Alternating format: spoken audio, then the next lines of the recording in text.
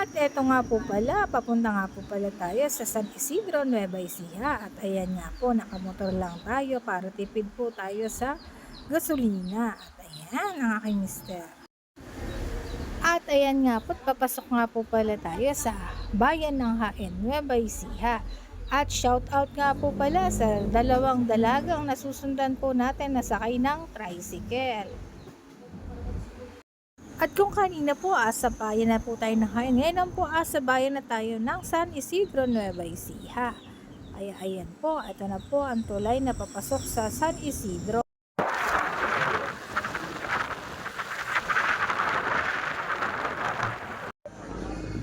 Hello guys! Andito po tayo ngayon sa May Casa Cafe. Ayan. At meron po na show ng isda dito ngayon. Yes, ito po yung may-ari ng Hello po. Capricorn Aquatics Breeding Heaven of Quality Guppies and Balloon Mollies. Ayan, si Siya Sir rin po ang Jazz. tinatawag na The Goat Whisperer ng Nueva Ecija, Doc Jazz. Kita niyo po si Doc Jazz. Yun. Nahilig na po ngayon sa sa isda. Pag nahihilig po yan, naloloko yan.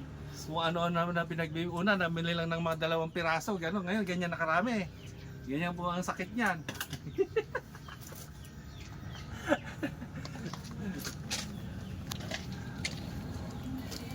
Doc, ano yung pagkakaiba ng guppy at saka balloon molly?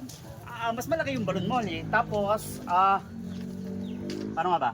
Mas colorful ang mga guppies kaysa sa balloon mollies.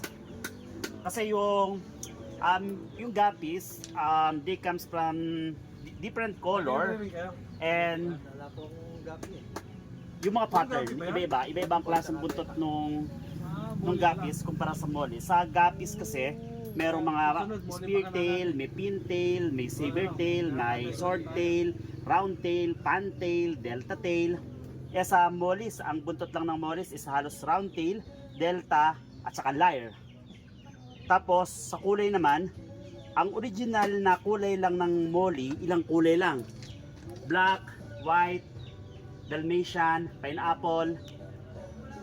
Ano pa ba? Ano pa pa, Molly? Ayun, yun lang halos ang original na kulay ng molly. Tapos sa molly, yung color combination ng molly, pag nagbangga ka ng molly, hindi siya, kahit na anong kulay na kalabasan, merong tawag. Hindi siya kal. Hindi kagaya sa guppies. Sa guppies kasi, pagka-accidentally na pag-breed mo yung different strain, at tapos naglabas siya ng ibang kulay, o sabi natin, nag-deviate from standard color, kaya mas mahirap mag-breed ng guppy, mas matagal mag-develop ng